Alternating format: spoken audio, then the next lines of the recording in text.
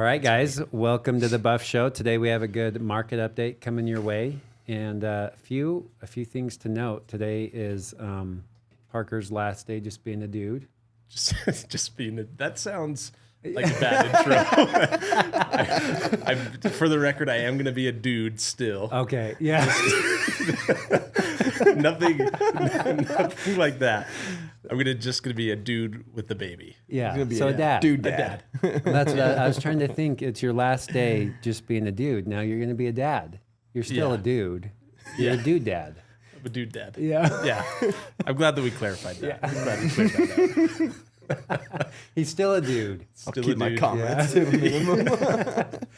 Yeah. Let's get this is real estate. Let's do a market update. Oh man, no, that's exciting. They're having their baby tomorrow, so Yep. that is super exciting. What's new with you, Kade? Nothing. Nothing. Nothing really. Trying to buy another house is about it. Kade's working on investment property, so that'll be cool. That's exciting. Yeah. First one? Investment. First strictly investment house. Yeah. Yep. That's awesome. Yep. We'll see if we can negotiate a deal that makes sense. Which is hard. Like I feel like everybody that's investors are like, you can't buy a rental property in this market, but You can. You You got to can. get creative for sure. And it definitely, I feel like it's going to take some patience to find the right property to negotiate the terms that make sense. you're looking at it like main reason for like an investment property, long-term growth and stuff like that, but also all the tax stuff. Yeah. So, yeah, our business has had a big growth this year. And so we are trying to mitigate taxes. Yeah. Is the main reason why we're even looking. We weren't planning on looking at all for an investment property this year. We had planned to kind of stockpile cash this year. And then we met with Stetson, our tax strategist, and we found out how much taxes we'd have to pay. Yeah. So, yeah, we're trying to mitigate some taxes. There's some cool things you can do with rental properties when it comes to taxes if you're a high income earner. So Yeah. if you have questions regarding that, let us know. Another thing to note is we have our client event September 13th. That's going to be at Liberty Park in Eden. We have bounce houses, food trucks, live band. It's going to be awesome. I think it's from 3 to 7 on the 13th. That's Saturday. So hopefully we're into school. Things have settled down, kind of a last hoorah before it starts getting cold and Yeah. we start getting into all the fall festivities. So We'll send out emails and name cards and all kinds of stuff. But if you're somebody who isn't receiving those, let us know. And if you want more details about it, just let us know. yeah, we I'm could sure probably we'll have a QR code or we something could put here. the RSVP Yeah. link in this blog or something here. So Sweet. interest rates. Well, Yeah. actually, before we jump into that, one other thing I want to know is property taxes. The deadline to appeal is September 15th. So that's right around the corner. And then they're due September 30th. I think this year, September 30th is a Sunday. So they're actually due October 1st. We shot a really good podcast and content on that.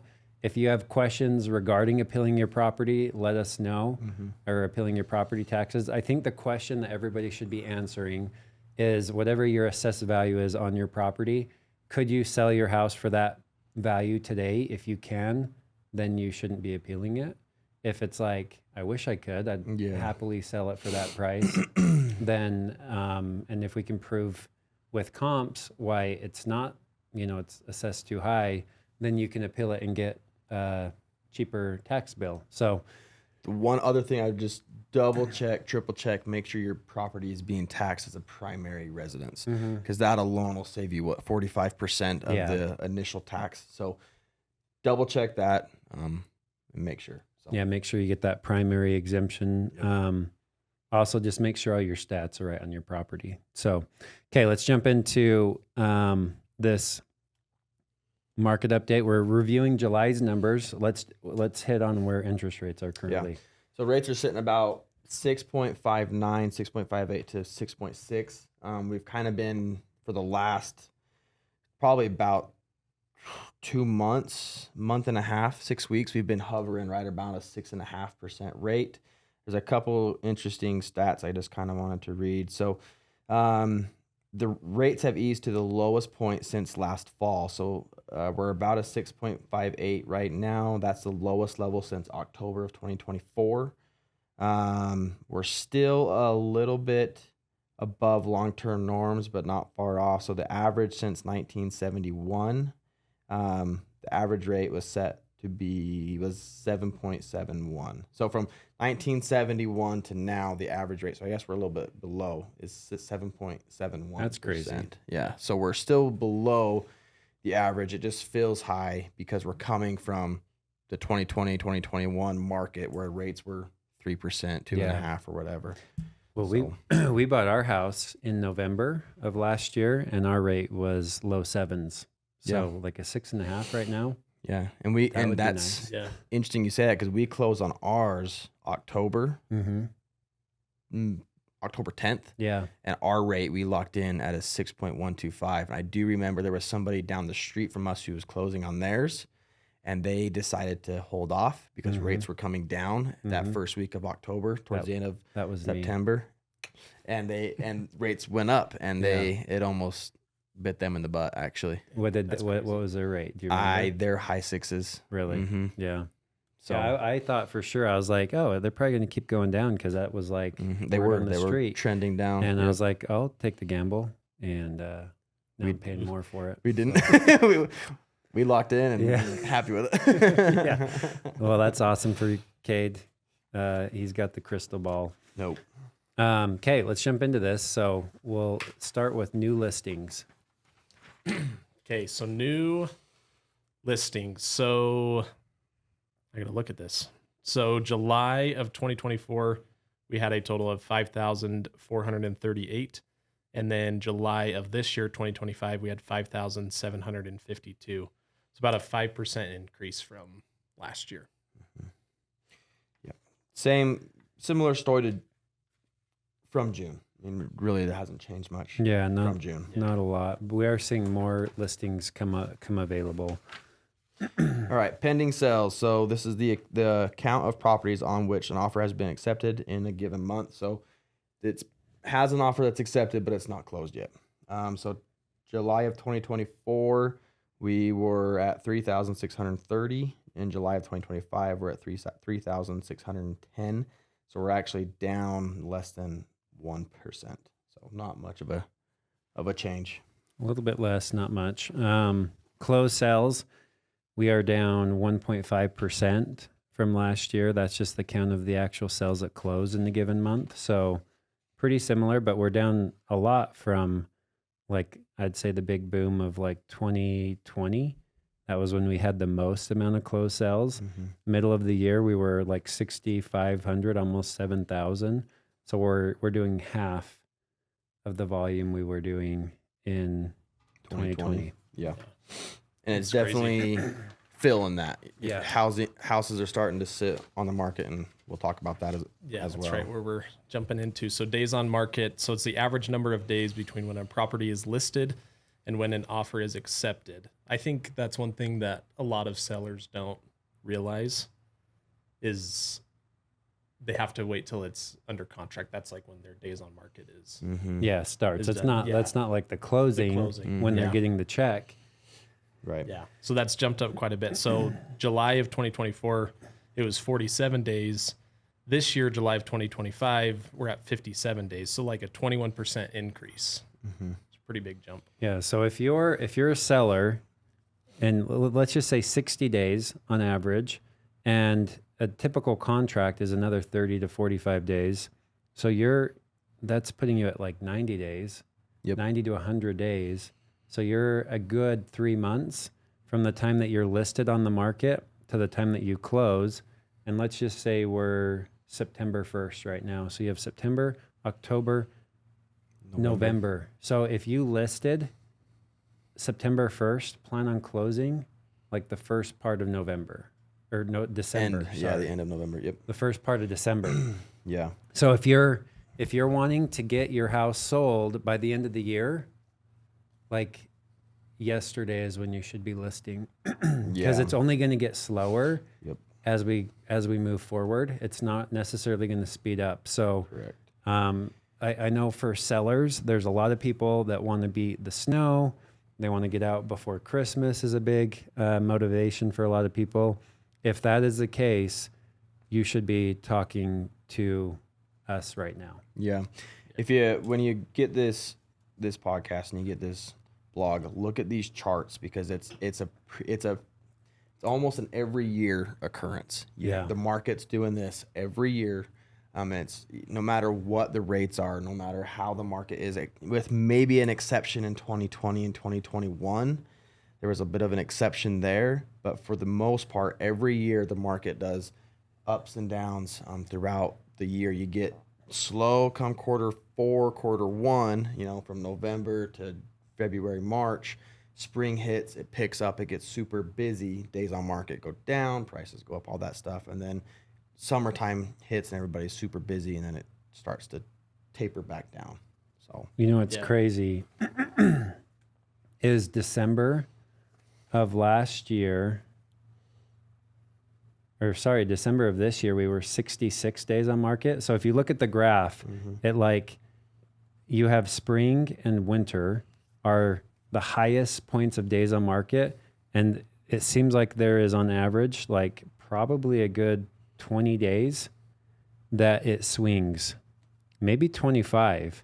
If you even going all the way back, it seems like in the summertime, you should expect your house to sell roughly a month sooner than if you were to list in the wintertime. So if you wait until December, there's a good chance that it's going to take another month or so. So I'm kind of predicting that if we're 57 days on market, this December, we're going to be 80 to 90 days on market.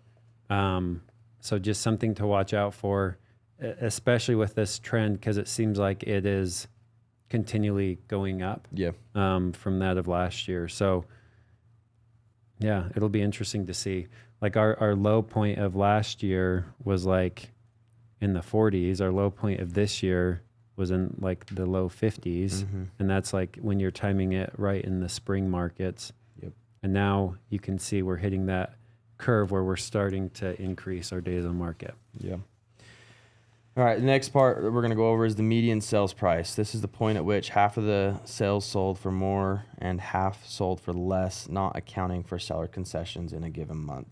So we're up 2.8% from 2024 at $506,000 to July of 2025 at $519,000. So median price sold, we're still trending up. We're still appreciating. Not a ton. We're up 3% basically. Yeah. Pretty flat if you look at it. Since 2022, it's been I feel like it's a healthy market. Right honestly. around 500,000. Yeah. These past, in 2025 though, we've had steady growth, increasing up, which is kind of crazy, but just a very steady appreciation there. Okay, average sales price. Average sales price for all the closed sales, not accounting for seller concession in a given month. We're up 2.4%, hovering right around 664,000. This has a lot more swings, but it's similar story. It's crazy. The median's 500, average is 600. That's just that's a huge difference. It's a big difference. Yeah, but similar trend. I'd say the average shows a slightly more increased curve going up, but fairly stable, but still going up overall. So yeah. All right, percent of original list price received. Percentage found when dividing a property's sell price by its original list price, then taking the average for all properties sold in a given month, not accounting for seller concessions. So July of 2024, we were at 97.3%. And then July of this year, 2025, we're at 96.4. So about a 1% decrease. And one thing I want to talk about, I guess, really quickly. I have this conversation a lot with my buyers. They'll come to me and they'll say, hey, here's my max price. Let's say it's $550,000, right? That's where for whatever reason, whether they're approved for that's their max, or whether that's just the monthly payment they don't want to go over. And so they cap selves off looking at properties like that. And then you look at this number and you go, okay, well I got 3.5% of wiggle room, not including closing costs, right? And realistically right now, like majority of buyers are getting closing costs on properties. But if you're 550,000, you've got 3.5%, you got 20 grand. Yeah. Like, so not that you should, but if there's a home that's 565, maybe, it's very likely you could get that house. So don't cut yourself off at 550. Like, if you can still swing that because we can get that price down or we can negotiate closing costs, like that home very well could be in your budget. Right. Yeah.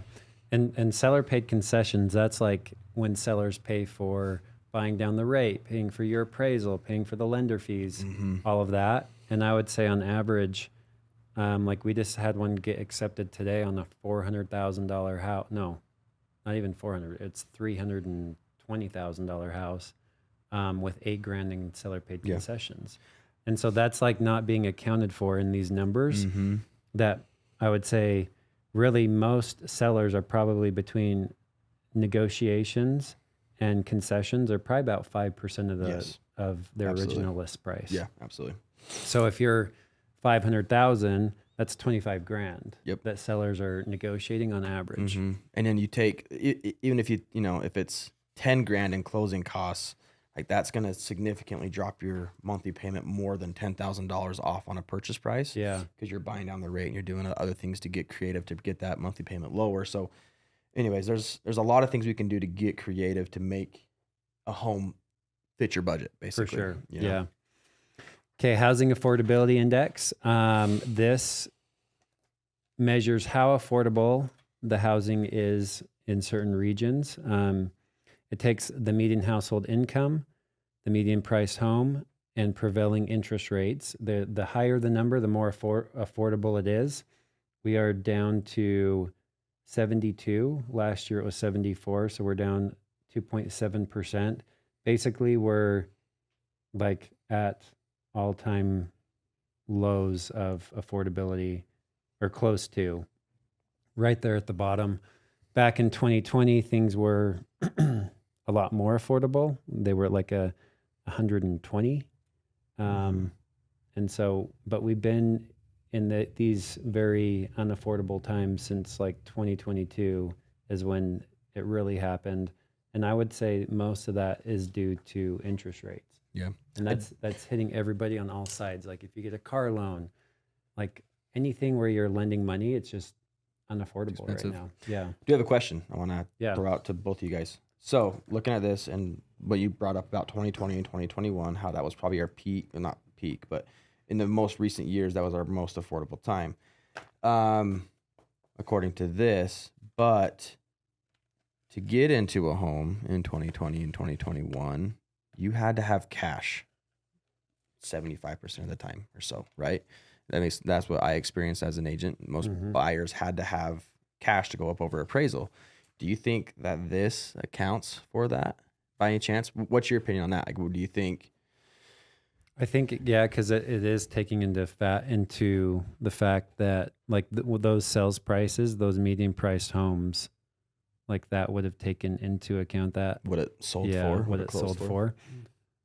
So I think that does. It's just, I mean, mortgage payments seem to have doubled since 2022.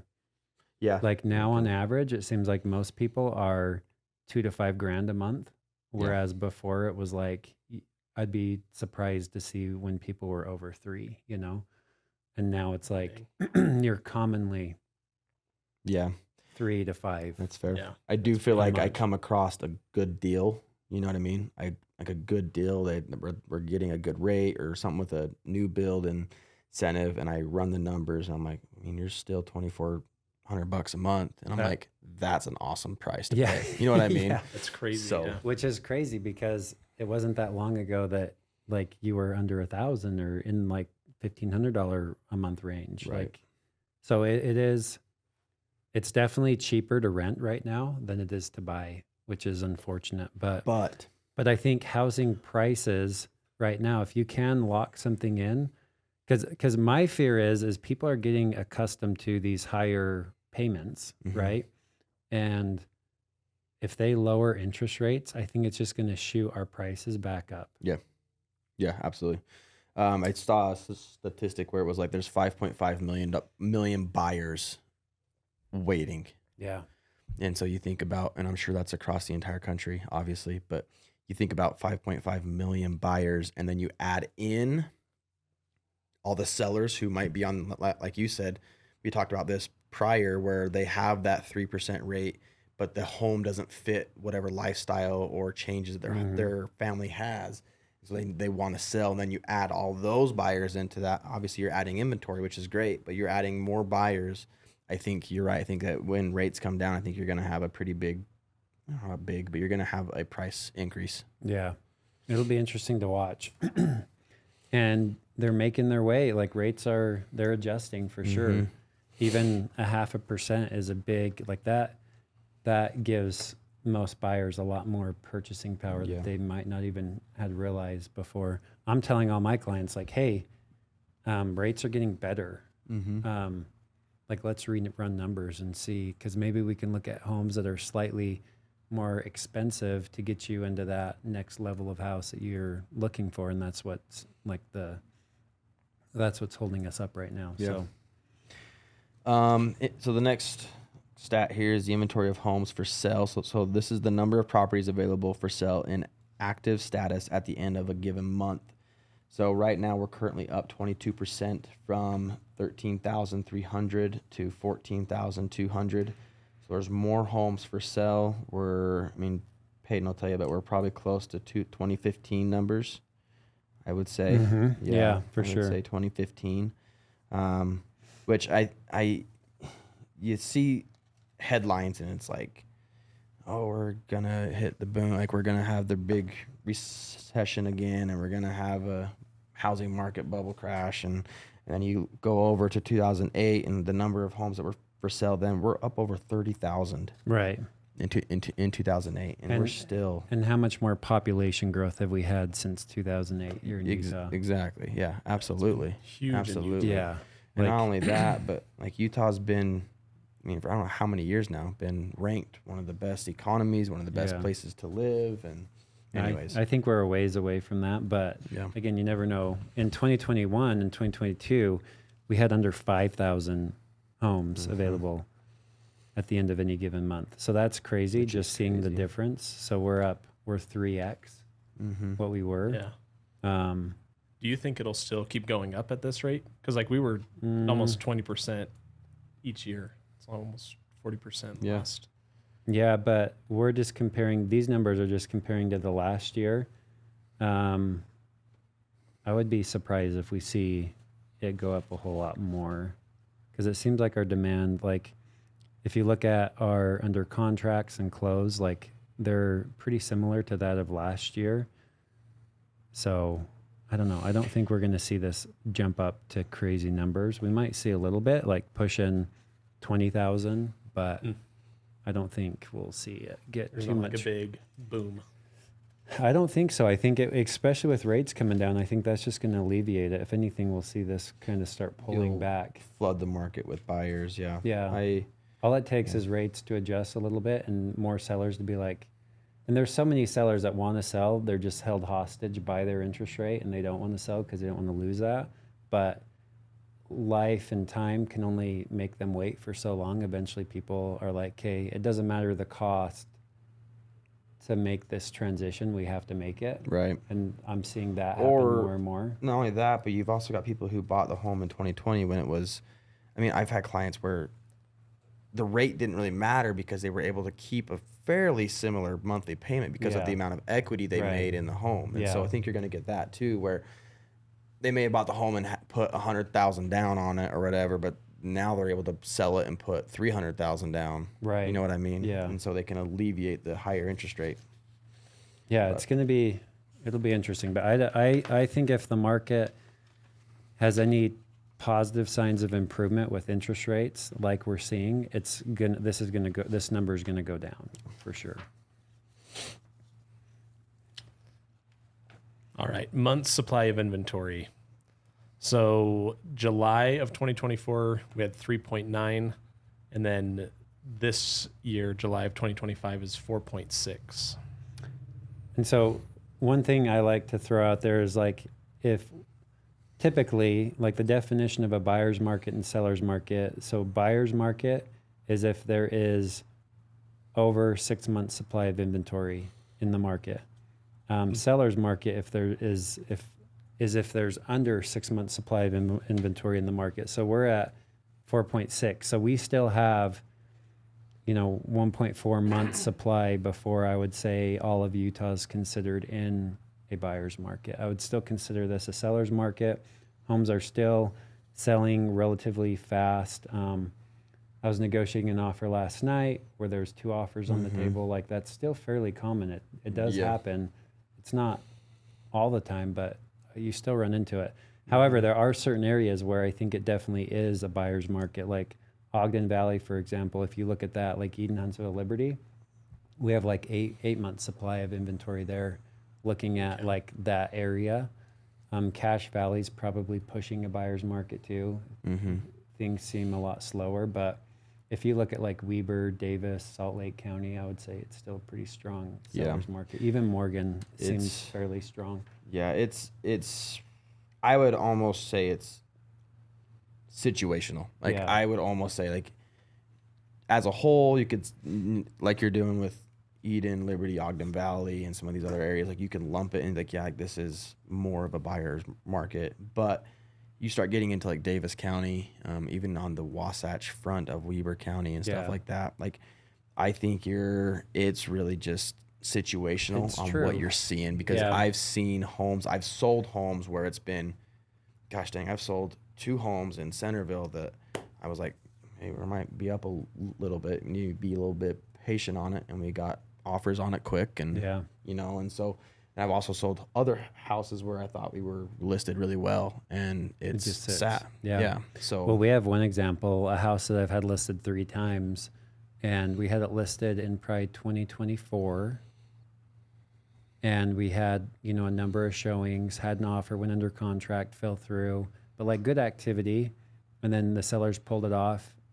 We were probably on the market for 3 months, maybe then, but had a handful of showings. Enough that they were like, hey, we need a break from showings.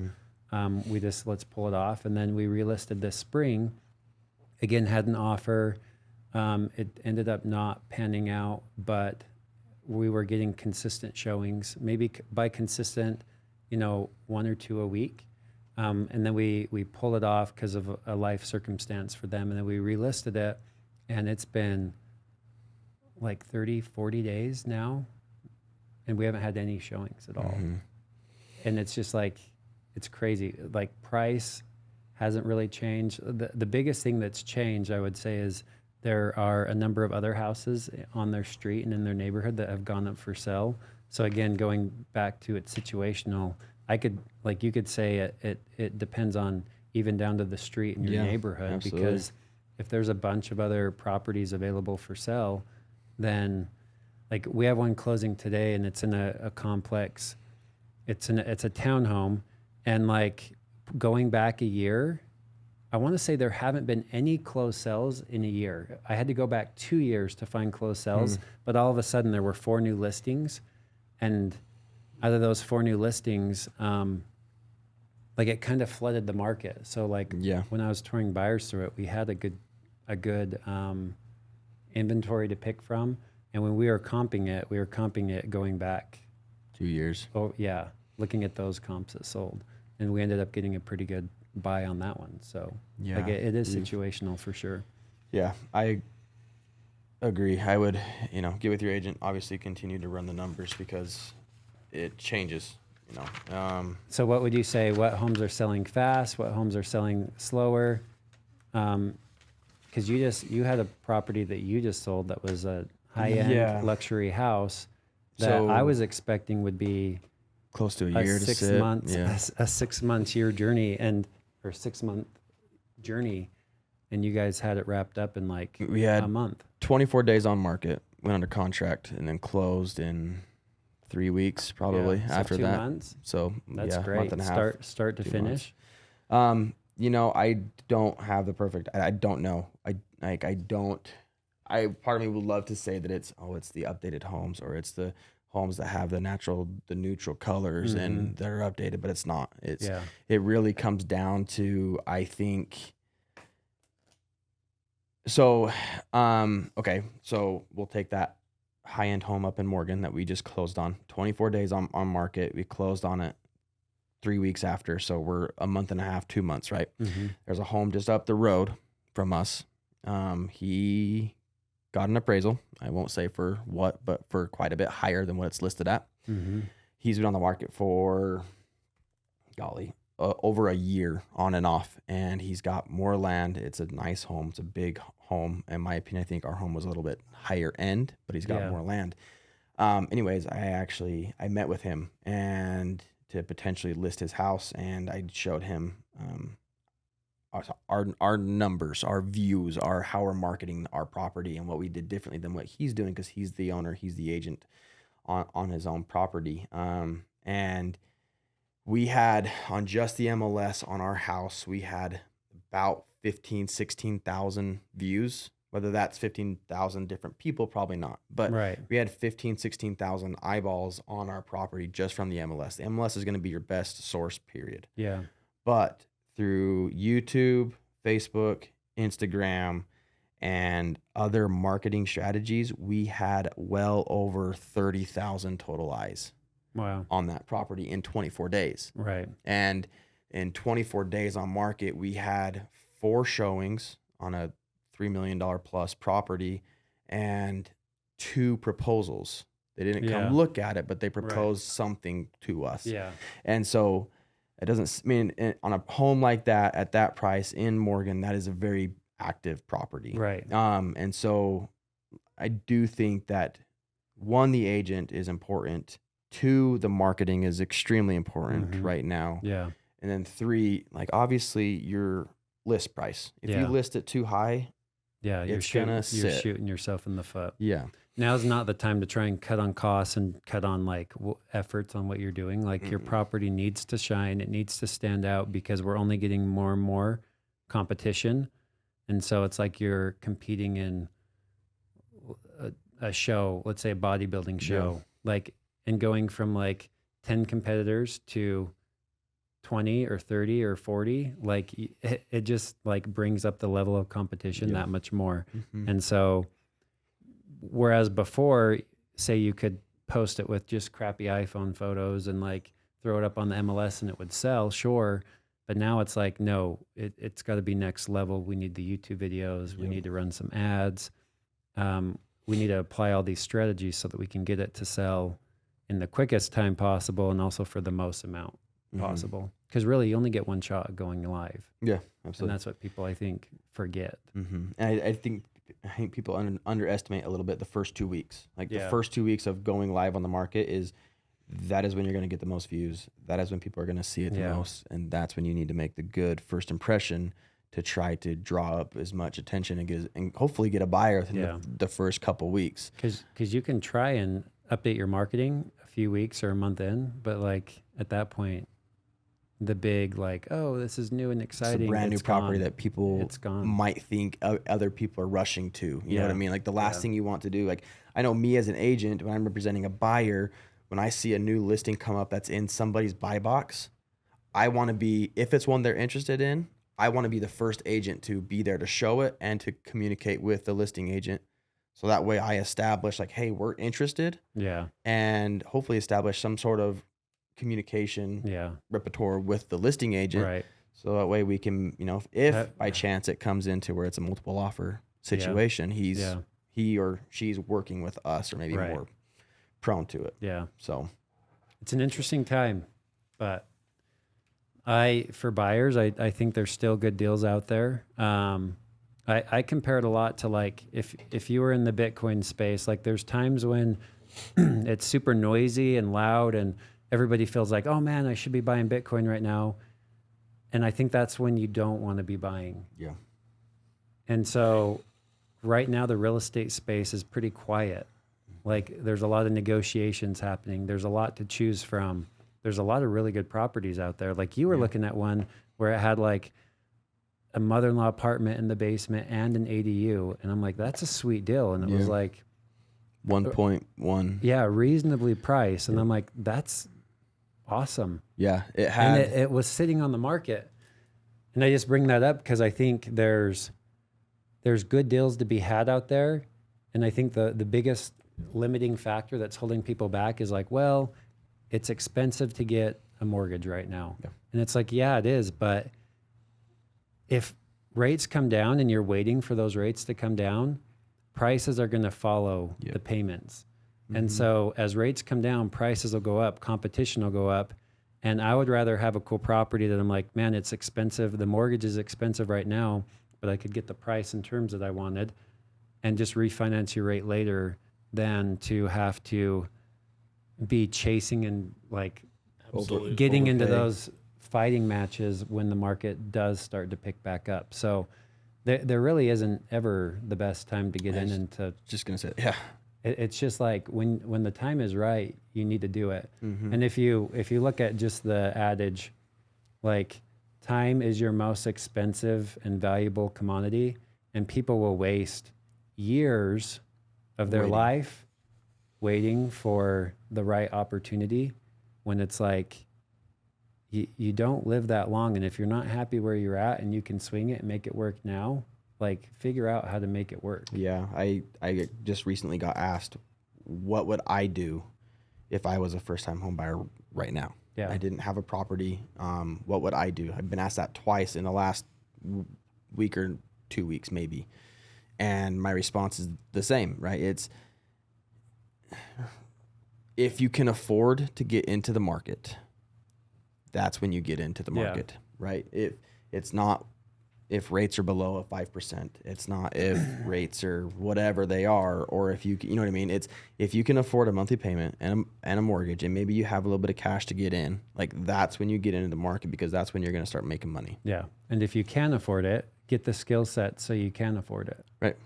Because like, I mean, if you're like, well, I can't afford it doing this job, well, then go get a different job, or go get the skill sets that allow you to get to where you can afford it. Right. Because like you got AI, all these new tech stuff, like there is so much opportunity out there to go out and like make what you need to make in order to get into something. So I think where there's a will, there's a way. But yeah, just don't be sitting on the sidelines being like, poor me, I can't get in. Right. You know? Or be waiting for the perfect market to get in, that doesn't exist. Yeah. Big P, you have any advice? Yeah, I'd say just don't sacrifice like the luxuries right now Yeah. for the real stuff that you want later. Right. Yeah. Is that something that we're working on right now? It's like, Well, I think everybody is. Like, I think everybody's built up this idea of, I need the nice vehicles, I need this. And I'm a little guilty of that myself. But I know countless people who, they drive a really awesome lifted, sweet truck, but they are still renting or something like that. You know what I mean? And obviously you can have your own priorities, and that's not a big deal. Okay. Well, this has been a good podcast. Market update, trucks. Go loosen his lug nuts a little bit. Tire fall off. So thank you guys for watching, and hope you have a great last few days of summer. Actually, summer's over, I think. So For most people, yeah. we're Thanks, in fall. guys. Okay. Bye.